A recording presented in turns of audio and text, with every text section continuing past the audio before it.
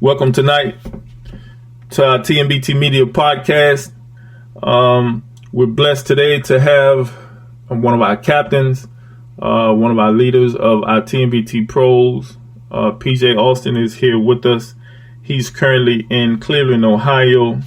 PJ Austin traveled with us on July 15th through the 22nd of 2022. PJ Austin has been a client since 2020. This young man is the epitome of dedication. He's one of our hardest workers. Spent a week with Coach Danielle Howler in Ciclista de Junín at his job interview, 2nd Division, Argentina. We're currently waiting to finalize his next move with the team, with Argentina, with that group of coaches that we have down there. But he had a chance to come home and to kind of recharge his batteries for about a month, 40 days.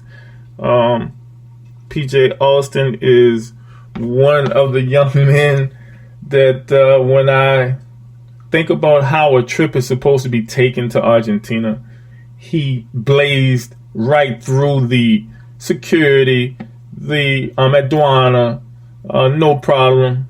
Here's my passport. I'm here on business. And he conducted himself with the professionalism that we have come to love and know him for. PJ Austin from Cleveland, Ohio. Are you there with us? I'm still, brother? Yes, sir. How you doing? Good, man. Good, man. You and I have been trying to get this podcast going for quite some time. We were supposed to have done it before you left to go to Argentina. And just so many things I take full responsibility for. Just been quite busy, my brother. So how you doing, man? How's everything going? I know we got you up early this morning, 11:30. I think you and I started talking. How's your body feeling? How's your mind? How are you physically, mentally? Talk to us a little bit about yourself, man. I know you're a very humble young man, but clearly you have gone through what we call our grind session, 7 days, TMBT Argentina camp, practice twice a day, very limited time. Talk to us a little bit about yourself, how you're recovering, and then later on we will get into your journey, right, from Siena University. We'll get into your journey. We'll let you tell it. But talk to us a little bit about how you're feeling, brother. How's your spirit? How's your energy? Yeah, my energy and spirit is good. Coming back, I had to kind of reconfigure my workout schedule and, kind of turn it up and, kind of replicate what we did down there in Argentina to prepare myself for what's coming up next. But overall, I feel good. I feel stronger. My stamina is higher. I'm able to recover, so my body feels good. I'm just kind of staying locked in and seeing what's coming up next. Talk to us about how you do it, though, right? You and I know it's not easy. It's not fair sometimes for me to ask you, hey, PJ, catch a plane, then catch another plane, and then catch a bus. So talk to us about your routine. How's your mental change for, let's say, preparing for the first time to go to Argentina? What would you do different now that you know the drill and have been to our camp for 7 days? What is your preparation like after you've come back and experienced and been exposed to what that season will be like? So yeah, I was doing 2 days before I left, but it was like it wasn't to the level of how they were in Argentina. So coming back, I just kind of cranked it up. Like I lift a little bit heavier now. Well, not heavier, but it's more focused, on strength.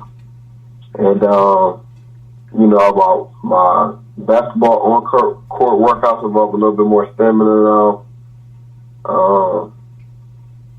And some days I might do, 3 workouts. I might go on the court twice, and then I might lift in the middle of that.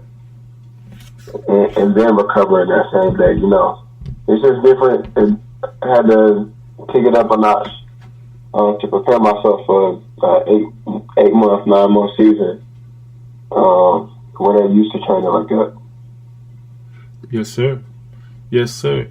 And once again, PJ is one of our hardest worker, if not the hardest worker, because of the mileage that he's put in since he's been a client and with us.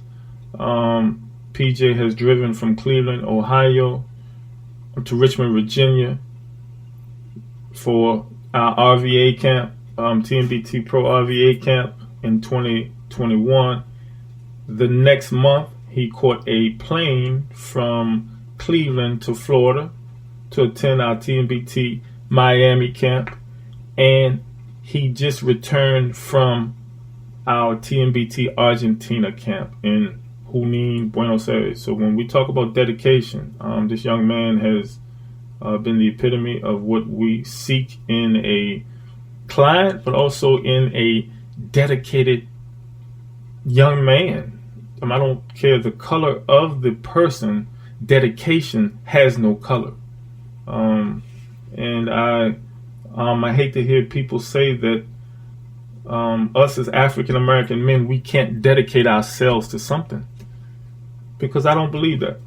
I feel as though if I was able to do it, some of my friends were clearly able to do it. I think it can be taught to this new generation of ball player. So we don't give up on ball players. We try even harder to teach, right? Those guys, I think PJ has been with us 2 years.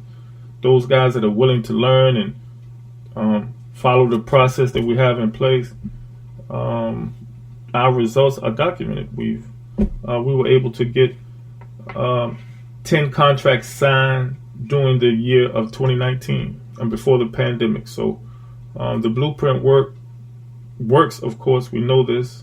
Just trying to find more players like PJ Austin that is willing to follow the blueprint. So PJ, take us back, if you will. You signed with us, I think it was July, summertime 2020.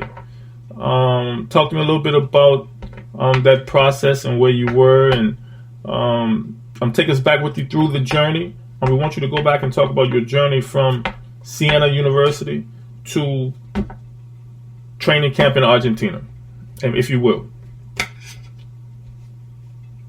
So from Siena, I went to Armenia, and then once I returned from Armenia is when I signed with TMBT. That was later towards the winter time, I think, of 2020. But when I saw Armenia, played pretty well, came back, signed with TMBT, and then from there I went to the Virginia camp. Virginia camp went pretty well, and then, following a little bit later that year, I went to Miami with the group, and that was also a solid camp down there in Miami, some pretty talented guys. And then,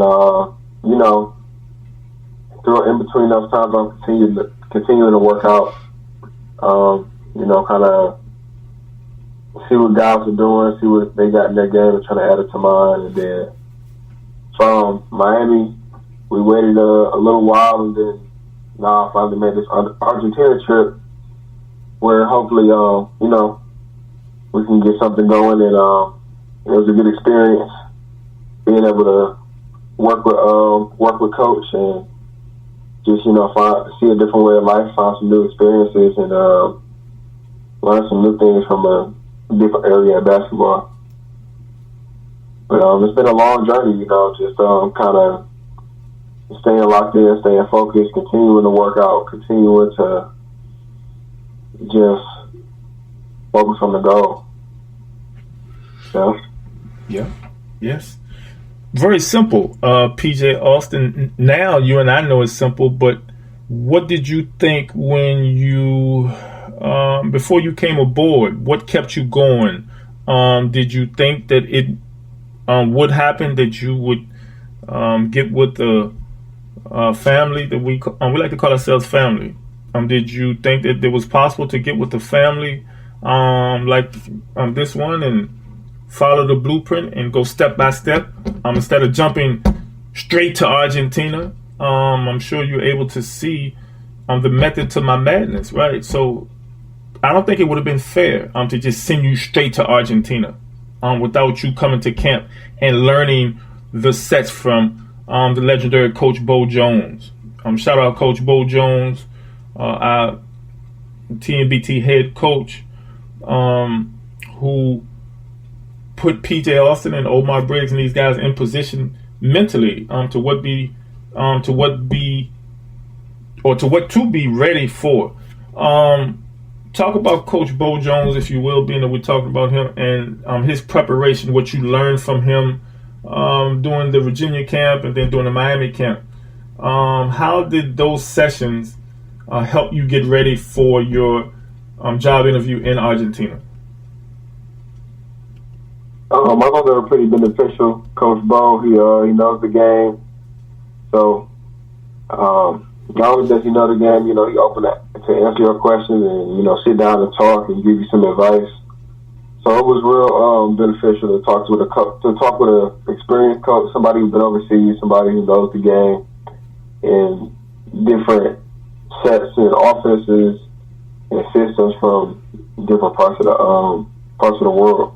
So I think it was real beneficial. Whenever he sees you, something you can improve on, he's gonna pull you aside. He's gonna tell you, look, in that situation, you should do this, or coming up to this next game, I think you need to do more of this. So it was beneficial for sure. Definitely, man. Coach Jones was very adamant about you being the best player at both camps, and he and I made the decision that due to your work ethic and the way you carry yourself and the amount of dedication that you've shown, that you should be one of our new team captains. And so it's just been a process and a grind. Do you think it would have been fair, in all honesty, PJ, would it have been fair of me to send you to Argentina without coming to Virginia and Florida first? Do you think you were ready for that? I think I would have been able to put up the same performance that I have now. I think to say if it was fair, I think it would have been fair. Just knowing me and knowing my competitive nature and my work ethic, yeah. Right. I think I'd have been fine, either way it goes. But you said it, though, with your work ethic, which a lot of guys don't have, PJ Austin. I've told you this several times. With your work ethic, yes, you could have gone straight to Argentina. But some guys, most guys, 90% of guys, maybe less than 90, 75% of pro basketball players don't have your work ethic, young brother. So and we know this, and that's why we try to prepare them as much as possible. Some guys have never run a pro set before, right? One of Coach Bo's staples is his pro set teachings and trying to get you prepared for what they do in the Argentinian league or in the Chilean league, right? So it's one of those things where we try to prepare our clients as much as we can.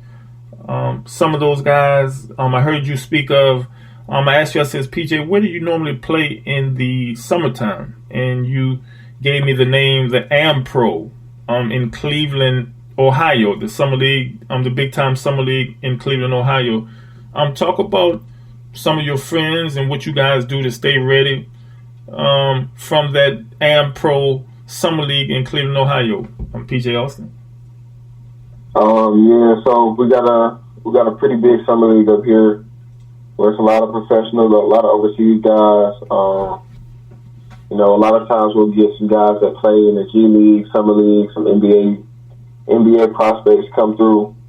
But, you know, we kind of play in that league, and then outside of our games on the weekend, we might have some runs, some open gyms with, you know, just strictly professionals and Division I guys.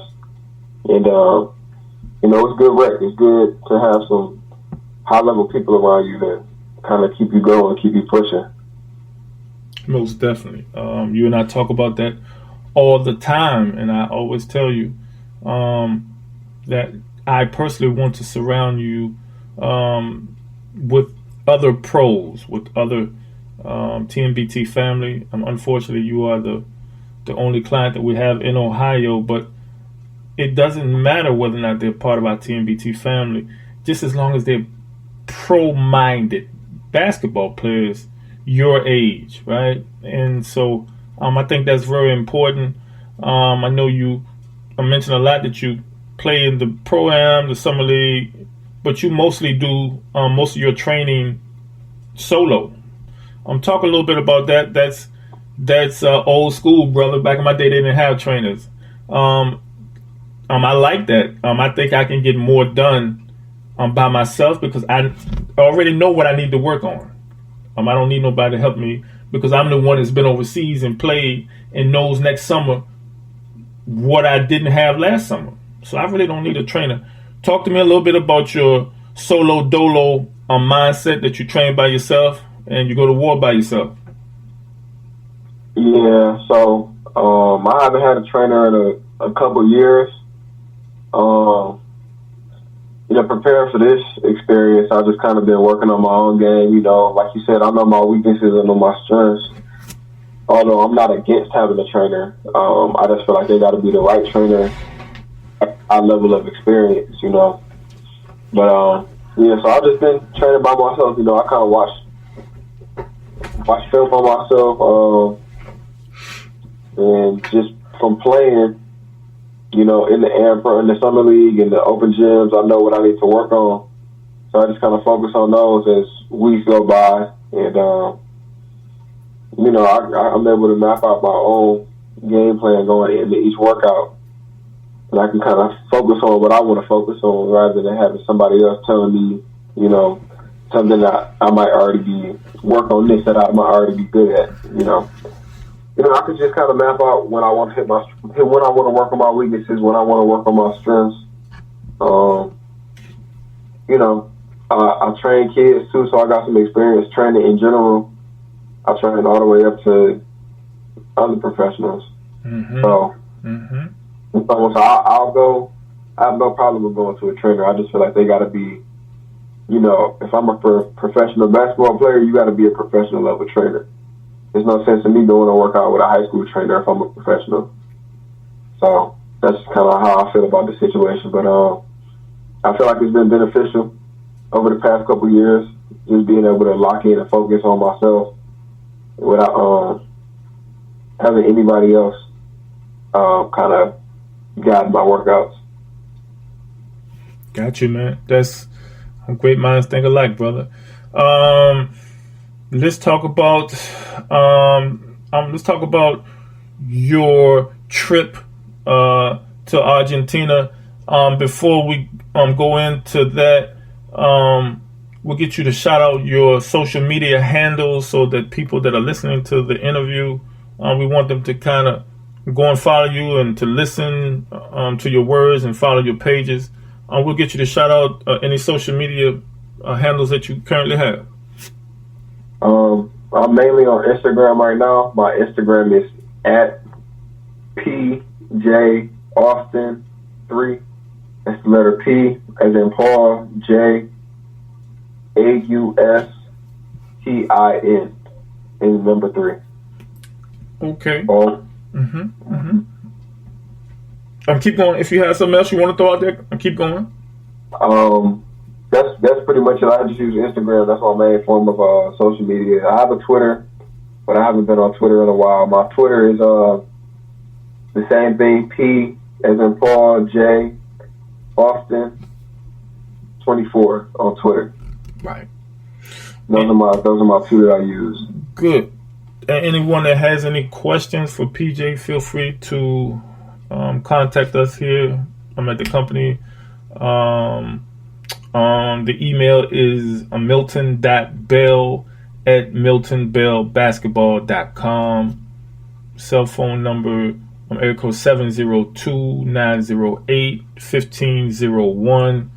Once again, for anyone that has questions for PJ Austin, just about his trip or his journey, feel free to reach out to him personally or contact us, and we'll pass along any messages that you guys have or any questions. I was appreciative you were in the bus station, I think, PJ, in Argentina, and I was working out with my godson, Dennis Parker Jr., and I asked you to say some positive words to him, and you did. You're on the way to a job interview. During that time, you just got off the plane and caught the bus, I think, or you were in the station somewhere in transit, and you took a few minutes to say some positive words to a young man that is one of my students. You talk about what you do back in Cleveland, Ohio, that you train students. You also train pros. Talk a little bit about yourself, and I'm going to brag on you a lot, but I'll give you a chance to talk about what it is you do to give back to your community as a young man. I've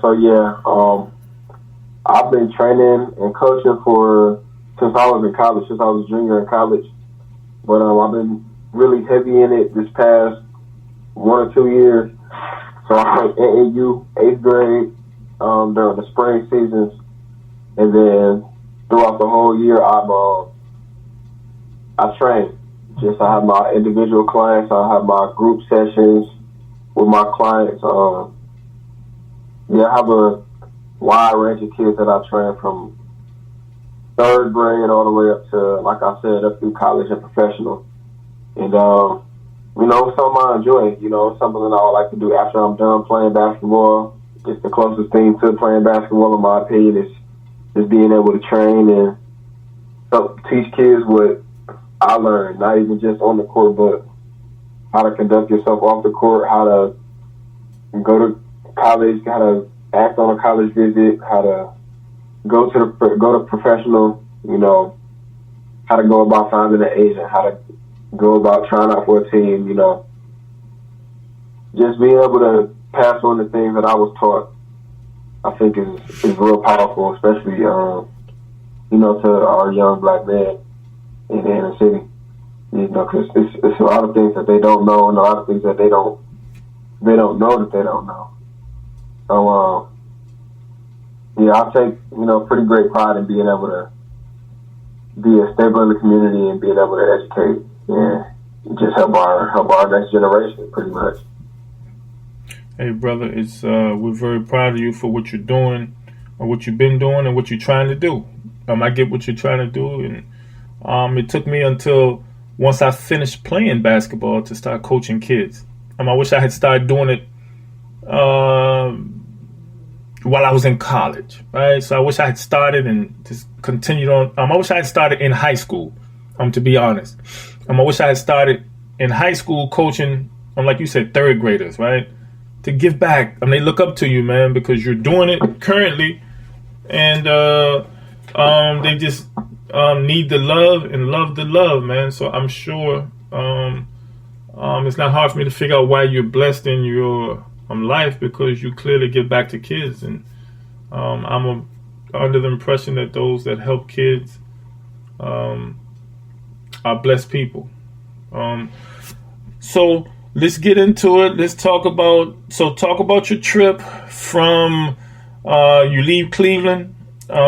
Take us through what you did to get ready to go, and then talk to us a little bit about your trip once you got there, and let us into the secrets, or let them into the secrets about how you had to go, as LeBron James says, 0 dark 30 or something like that. What does he call it when you got to go, and when he cuts off the communication for the playoffs? What does he call it? Yeah, it's like something dark 30. 0 dark 30. So talk to us about how you had to get in dark 30 mode to get ready for your interpretation. Granted, you didn't know what I was talking about. You had never been. You've been to Miami with me, been to Virginia, but this was a whole different animal, right? Talk to us what you talk to us and let us in on your secrets, what you did to get ready for the dark 30 mission, as we'll call it. So yeah, getting down there from the first workout, Coach set the tone. He was just like, we're gonna come in, we're gonna do this encore workout. Well, I came in, I got my flight. I got there about 5 p.m. at night on the first day.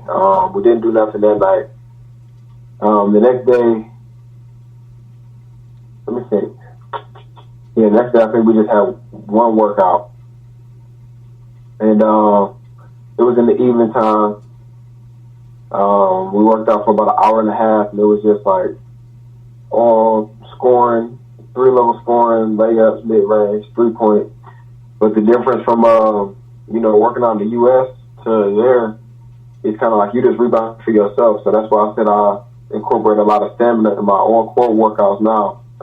Because when I was there, I was rebounding for myself. It was head coach and assistant coach.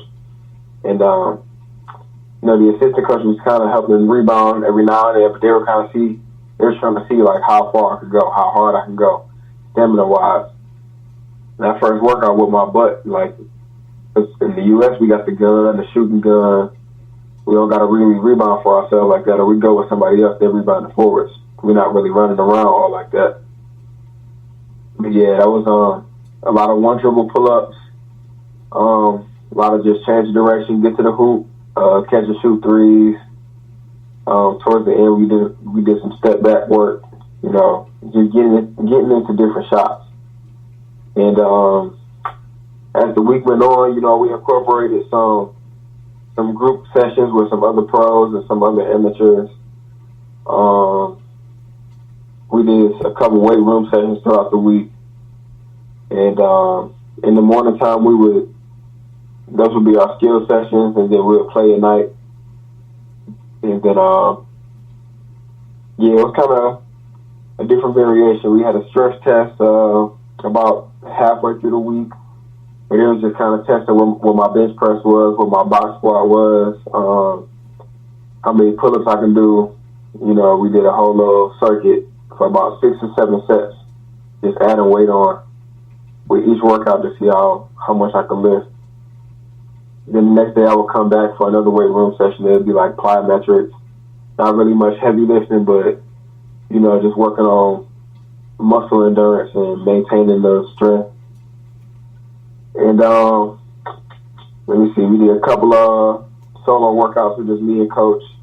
And then we had a few runs where I would go in, I would practice with, or I would have open gym with the amateur team. Then I might have an open gym with the professionals the next day. And I think I worked out with another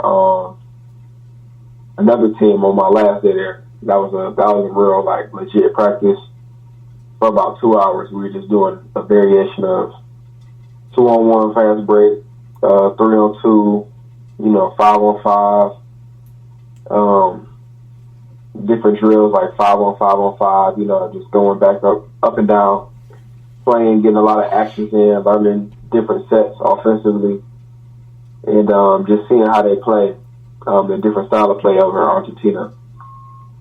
They over there they do a lot of running. Like in the U.S., we'll come down, we'll slow the ball down. Obviously, we'll get out in transition, but we find spots to take our breathers.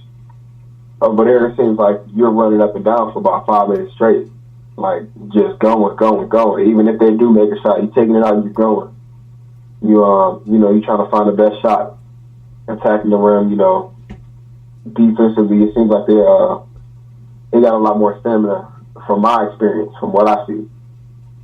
But those guys work hard, and it was a good little eye opener. So now I could, kind of add some things to my bag and, like I said, replicate those workouts that I learned down there. Right.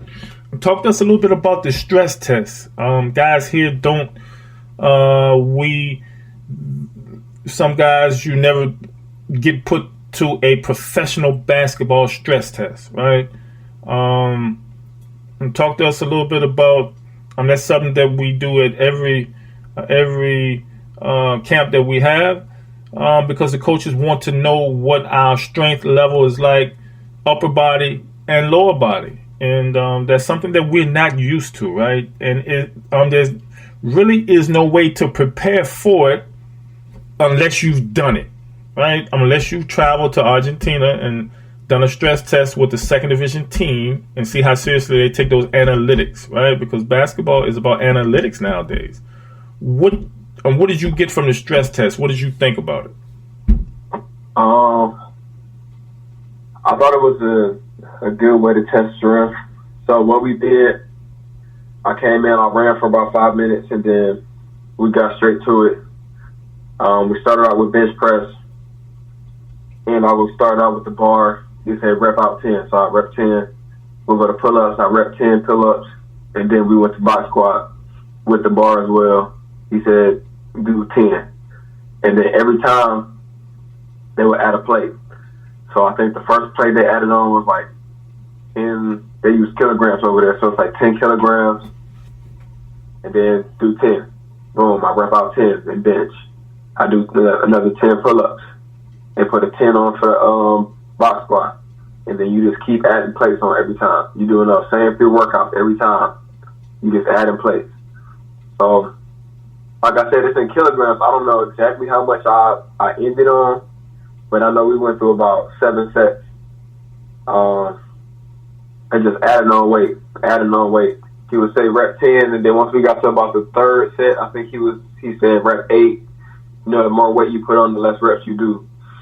We went all the way down from 10 to 2 reps. Mm-hmm. So my last set, we did 2 reps in bench.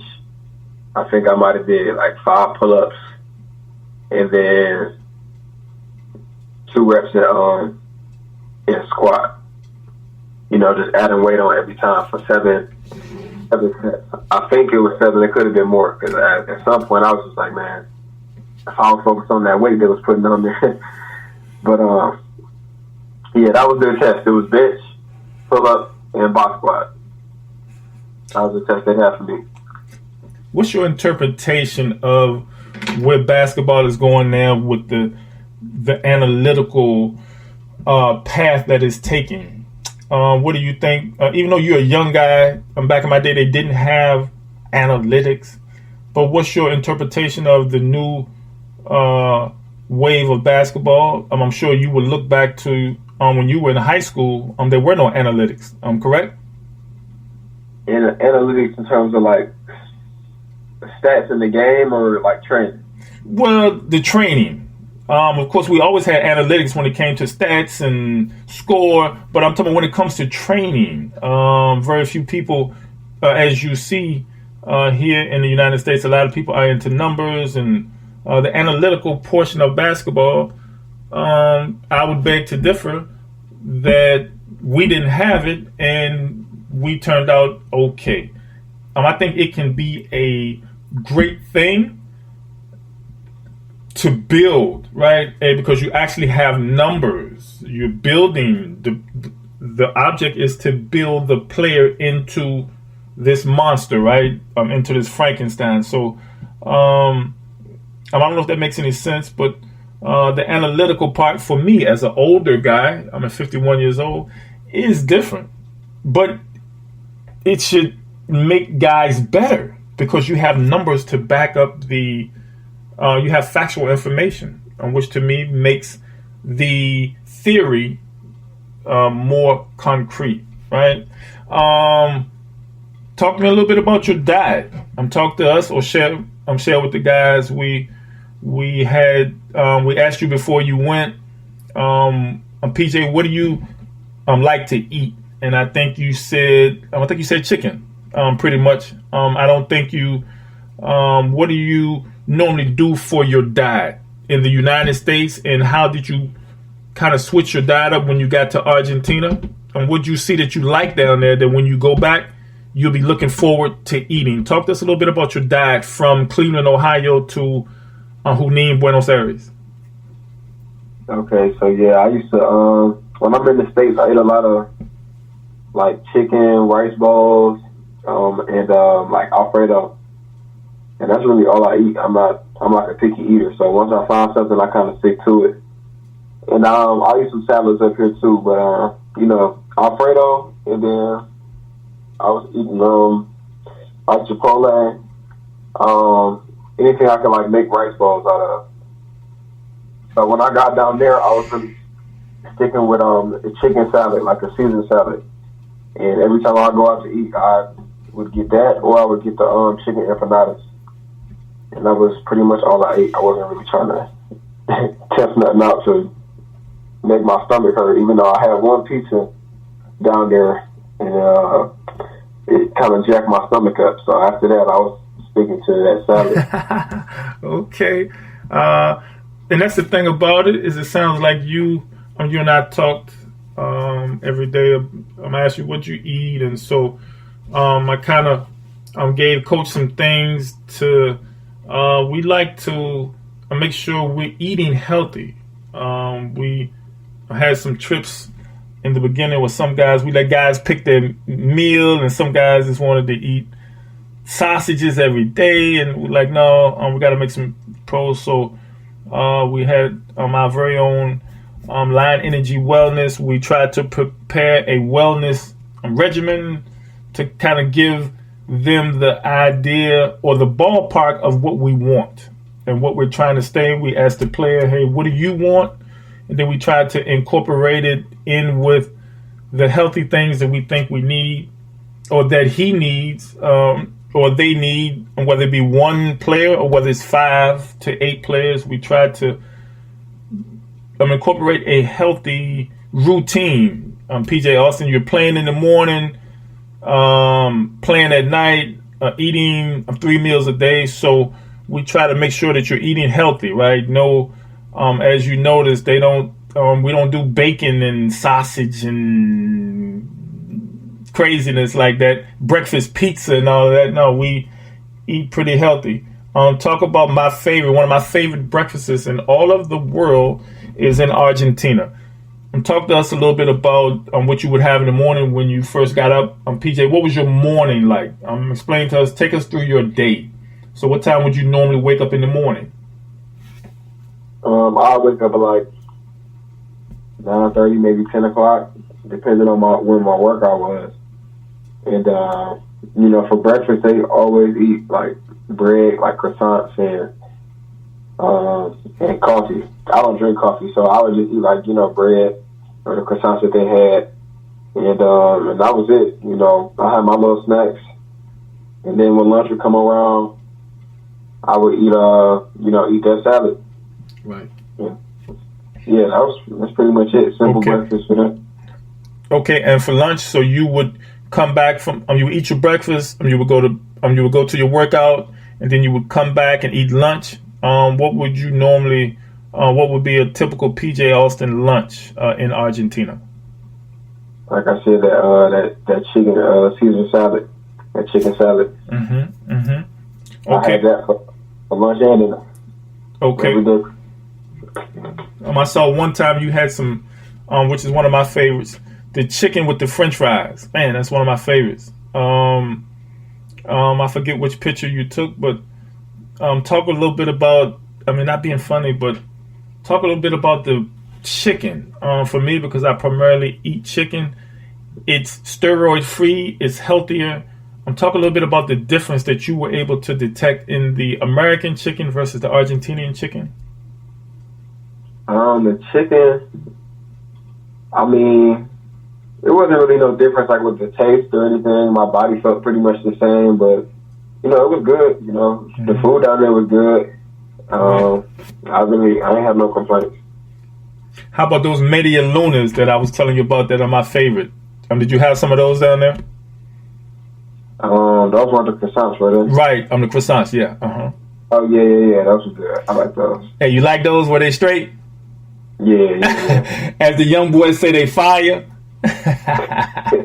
Hey man, I'm glad I don't have them here because I would be way out of shape if I had those to eat every morning. Man, that wouldn't be good for me. That wouldn't be good for me.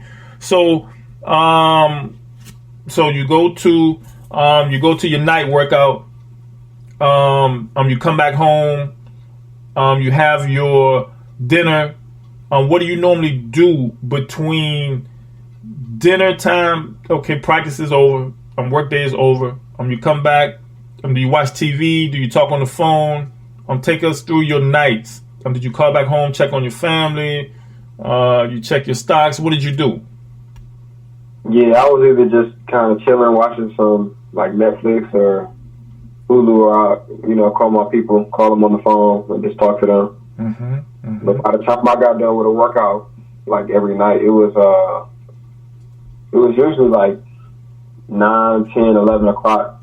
So yeah, I was just chilling. Right. Either watching TV or on the phone. Right.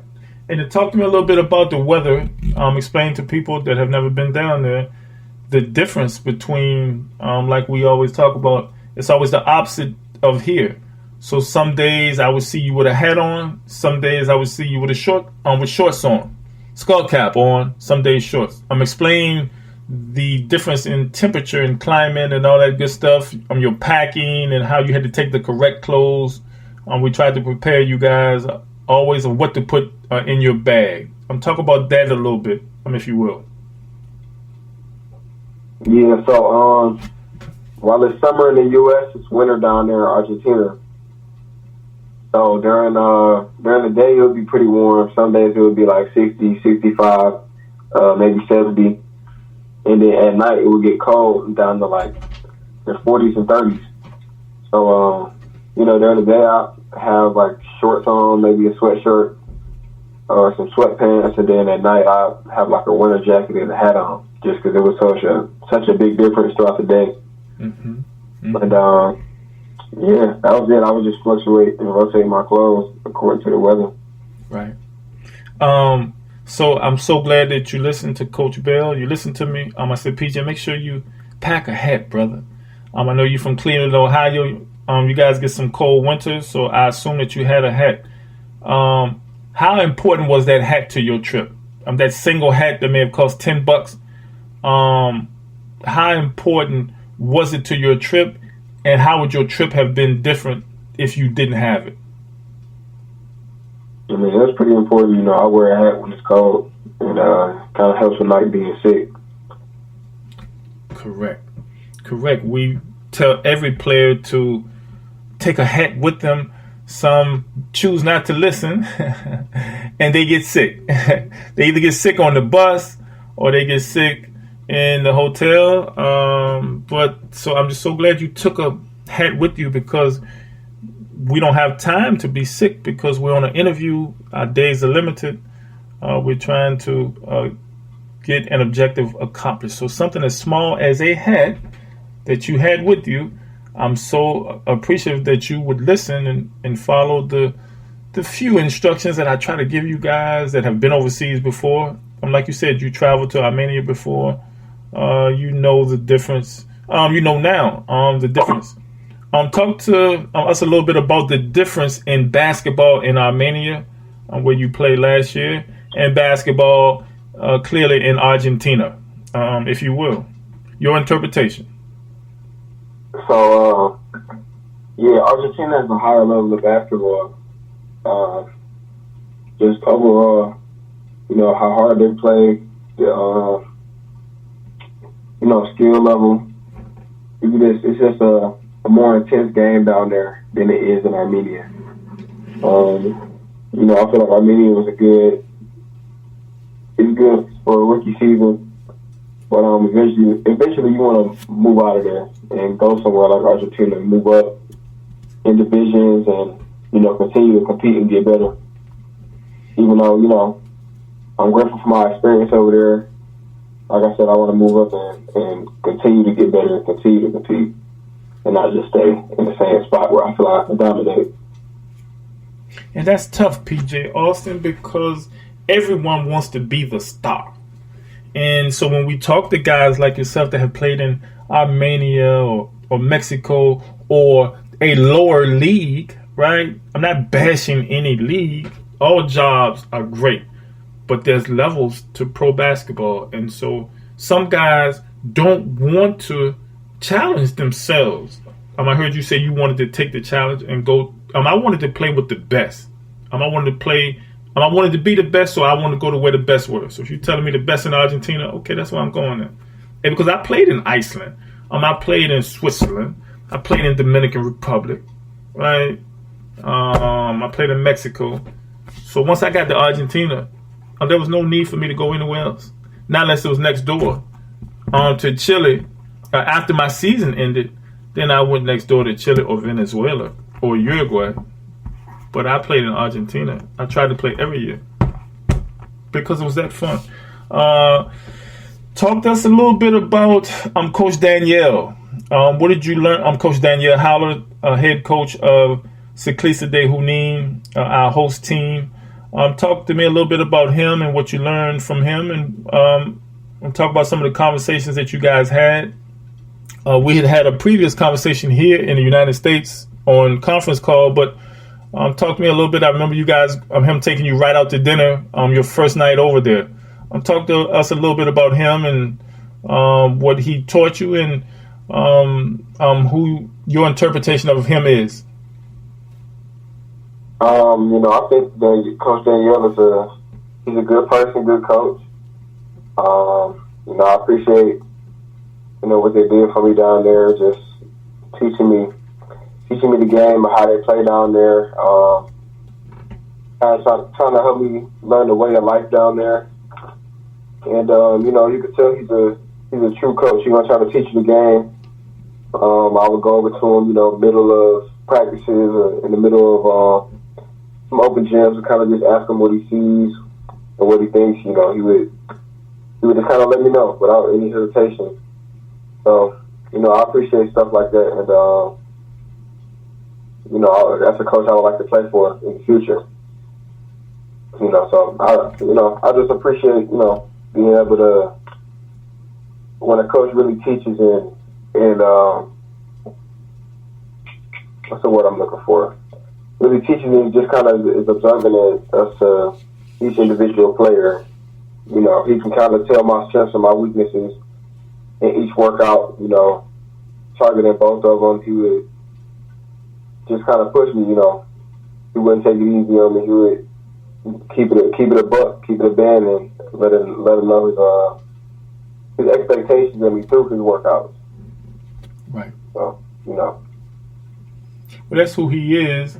Even more so with someone he's trying to hire, right? So he loves basketball, yes, but he's trying to. You were at a job interview, so he was trying to teach you what he wanted you to do for his team, right? The object of your trip, you were on a job interview for that team, so he was teaching you what you'll be doing. He was trying to give you the fast track, the fast track course on to get you ready to play in that league. It was one of those things where we wish we had more time. He said that to me. He says, "Man, I wish PJ had come down here in May or before, because he wanted more time to prepare you for the league." And that's something that he and I talk about all the time, about just having guys down there training, learning the fast track course of basketball in Argentina, especially for some guys like yourself that have never played there. I can't expect you to understand what playing in Argentina is all about if you never played there. So that's where I come in, and we're blessed to have brothers of mine, Coach Danielle, who I've been knowing since 1996, to teach my guys and to give my guys jobs and to spread the word on our work ethic and what we're trying to do and our positive young men that we have. Talk to us a little bit about the people. Talk about the town of Junín, Buenos Aires. Share with the people. For what I understand, you were shown a lot of love down there. Talk about the love that people would show you when you walked into your restaurant or when you walk downtown, the way you carried yourself as a educated African American. And when you show respect, people show you respect in return. Talk about some of the love and share with us some of the love that you received while you were down there. Yeah, people were pretty friendly. I went to a basketball game with Coach Danielle. I think the first or second night I was down there, and people were pretty friendly walking in. Taking pictures. There was a couple had some articles published about me, so they showed love while I was down there. And people, even just walking down the street, people were pretty friendly.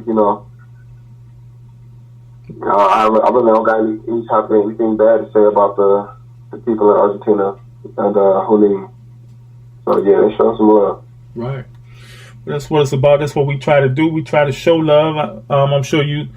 I'm gonna listen to you coming through the airport. You walked up to people, and the first thing you said was "Hola," and maybe you didn't know too many more words after, but you at least greeted them in their own language. And I think a lot of people don't do that. They don't take the time to learn that one word or two words. It shows that we are trying to learn the culture. We're trying to fit in and become as one with our teammates in the country that we're in. Right. That's big for what goes on. We also in Ciclista. You flew into Buenos Aires and you had to catch you caught the bus from Buenos Aires to Junín. Talk about when you landed in Buenos Aires on your way to Junín. So you fly. First of all, we're kind of going backwards, but explain to the listeners how you flew into Chile and then you flew into Buenos Aires and then you caught a bus. So talk to us about your Chile trip. You flew from Cleveland to Florida, if I'm not mistaken, right? Or was it Texas? Cleveland to Houston. Houston, Texas, right? Okay. Mm-hmm. From Houston to Chile, and then from Chile I went to Buenos Aires, and those were all flights. And then I caught a bus from Buenos Aires to Junín. Right. What was that trip like? Your bus trip. Everyone knows what you're not able to see much, but talk to our listeners about how, in my personal opinion, Buenos Aires is one of the coolest cities that I've been to. What did you see? What did you you took some pictures, I know, and sent back some things, but talk to us a little bit about what you experienced when you touched ground in Argentina. What did you see? What did you get from the people there? Well, I didn't see much in Buenos Aires just because I was on the move trying to get to the bus station and catch my next trip. But it seemed like a big city from what I saw just riding in the cab. But I didn't see much. Yeah. It's a big city. It reminds me more, and the more you pass through it, or the more you live in it, you'll understand. I lived in it for a long time. It's kind of like New York.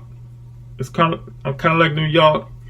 It's big, people moving fast. But I think Cleveland is a big city too. If I'm not mistaken. Do people seem to be moving faster in Buenos Aires than they do in Cleveland, Ohio? I think so. Yeah, definitely. We don't actually have another city like that. The closest thing that we have is New York City, but we don't have one identical, right? I don't even think New York moves as fast as Buenos Aires, man. It's a major city, like most major cities. Sao Paulo, Rio, Buenos Aires, Montevideo, Caracas, Venezuela. You'll come to find that a lot of the capital cities are moving fast. Kind of like our capital cities here. But Buenos Aires is moving fast, man. It's a fun place to be. So okay. Take us through your trip back to the States. You get home. What's the first thing you do? You get a chance to come home and take a break. You get a chance to recharge your batteries for a couple weeks here. And what's the first thing you did? And once you got back, what was the first thing you had to eat? You finish your interview. Training's over. You got some free time. What does PJ Austin do first thing off the plane back in Cleveland, Ohio? What's the first thing you ate? And where'd you go to get something to eat first? I think I ate at the crib. I had like I eat a lot of Alfredo. So I had some Alfredo, I think. Okay. All right. What did your friends say when you got back? What were your friends, the guys you talked to, your family, what your mom and your family say? What did they say? I'm sure they asked you 1,000 questions, huh? Yeah, they was asking a lot of questions about my experience, and that was it. Like questions like same conversation we having right now. Yeah. Type of deal. Yeah. Mm-hmm. Yeah. Well, that's a good thing, man. What have you? And I think you spoke on it a little bit earlier. What have you changed, PJ Austin, about your approach to becoming a pro basketball player? Of course, you were a pro basketball player last year, but this year we would like to think we're playing for real. Argentina is real. What have you changed? What have you changed, or what have you taken off of your tool belt? Something that you used before you went to Argentina, that you went to Argentina and said, man, this ain't real basketball. I'm not doing that no more because this doesn't prepare me to play in Argentina. I'm talking about some things that you have taken off of your tool belt and also added to your tool belt to get ready for Argentina. I haven't really taken nothing off, but it's more so just adding, like I said, more so stamina to my workouts, some more running, and trying to get some more explosiveness, in my legs, working on my bounce and my quickness. Those are the two major things. Like I said, running a little bit more on the court, not really relying on the shooting gun as much. Pushing myself to that limit of fatigue and being able to still make shots and handle the rock while I'm fatigued and play defense and everything like that. And then just doing different strength workouts to work on my explosiveness and my bounce. Mm-hmm. Mm-hmm. Yes. Yep, those two major things. Good, man. They and like you said, I'm glad to hear you say that. It's not a thing of taking anything off. It's more about adding. I don't think you ever take anything off of your tool belt. You continuously add to it as a pro basketball player. Let's talk about your wellness and recovery. Since you've been back, you put your body through quite a bit of trauma and pushed it to the edge, mentally, physically. What have you done since you've been back to talk about your wellness? Explain to us what you've done. Cryotherapy, massages, I think you mentioned. Talk to us a little bit about your routine, your wellness routine, since you've been back to recover and to also get ready to go back. So yeah, I do a lot of, like I said, either massage chair or like the massage bed. And then I get in the hot tub a few times a week.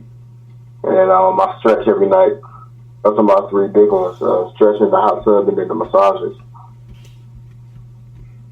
Yes, those, as you and I talk about, those are imperative. Those are things that, to play the game of basketball on a high professional level, you're going to have to take care of your temple. We at Lion Energy Wellness, we stress those things: massage, sleep, recovery, right? So you have to be in tune with what you're doing, what your body's asking for, what you're putting into it, because you're going to want it to give you great results. So we have to give it great ingredients. to give us great results. If we don't give it good ingredients, it's impossible for us to work at an optimal level to obtain the contracts that we're used to obtaining. It just doesn't work. I know some guys feel as though it can, and it may work for a while, but to play until you're 40 years old like I did, that's going to be tough. So I'm glad that you get it, PJ. You get the struggle of building, right? So you, like you said, I played in Armenia, but you wanted to be better. You wanted to go higher. Some people are afraid to keep climbing. Some people are comfortable at the bottom or in the middle. So if you've made it to the middle, you don't have to climb no more unless you just really want to be the best at the top. And I'm very proud of you for choosing. I think you and I have been talking about Argentina since you signed to become a client in 2020. That's our goal, right? I'm talking down to anyone. Big up all crews with the Armenian basketball, the lower level, but we want the best, because at the best they pay the best, right? The best leagues pay the most money, and that's just how that goes. And so, just super proud of you for maintaining your focus. How about anyone that you want to give a huge shout out to? Anyone that helped you along your journey? Any coaches? Any family? Any friends? Players back at the AmPro Summer League in Cleveland. We'll give you a second to give your shout outs as well. I just want to give a shout out to my family, my friends, anybody close to me that shows, genuine love and support. That's it. I'll give a shout out to you as well for giving me this opportunity. And the coaches down in Argentina, Coach Danielle, everybody helped me through this journey pretty much. But those are the big ones right there. Yes, sir, man. It's a process, and like I said, we are proud. We're honored that you would choose us to help you. Right? I'm honored that a young man would choose me to say, "Hey, Coach, I want to try your blueprint. I think I can make your blueprint work. I think I'm one of those guys that can make your blueprint work. Just get me down there to the interview, Coach, and I'll do the rest." And we got Coach Danielle on a daily basis spoke super highly of you as a player, but more importantly, as a person. And like you and I talk about, who you are as a person will take you further in life than who you are as a player, because you can only play until you're, let's say 40 years old. You still have more life to live. So you got to make sure we are a good human being first and a legendary basketball player second. And I think you're working on your, you are a young legend.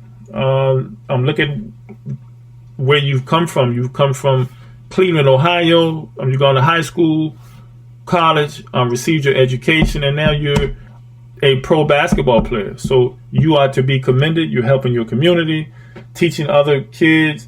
You are team captain. You're giving back to pros who maybe don't have your work ethic. You talk to them. You share information.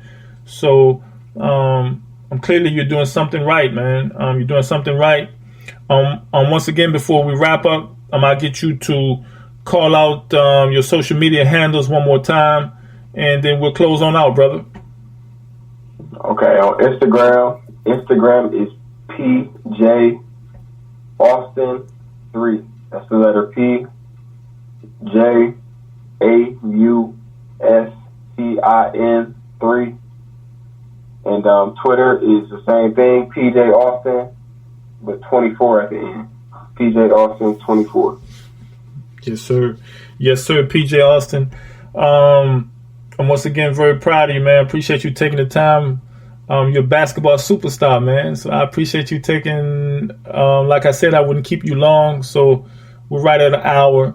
We'll shut down, or we'll close this session down, part one. We'll have some more training videos and some more wellness videos coming up with you here pretty soon. We're going to be starting a new project with following you with some of your training and your pro pro preparation. So today for our TMBT Media podcast, we have our captain from our TMBT Miami and TMBT Argentina camp. PJ Austin is with us. We will be ending our part 1 of the PJ Austin project, and we look to start in on his journey and his diary of preparation coming up this week. PJ Austin, we appreciate you, brother. Please maintain your focus. Keep on doing what you're doing, man. Keep leading us to great things. And I'm hoping that some of your TMBT brothers currently will continue, or if they haven't started yet, they will continue following and follow you for your guidance. We're blessed to have you, and just maintain your focus, man, and we'll be ready for whatever comes about. That I can promise you. So for our TMBT Media Podcast Globe Warriors tonight with our captain PJ Austin, we want to thank everyone for tuning in and listening to our podcast and show. If you guys have any questions or any thing for PJ Austin, you can contact us by our email, milton.bell@miltonbellbasketball.com. Our cell number is 702-908-1501. I want to thank everyone for tuning in tonight, and stay tuned for more TMBT Media podcasts.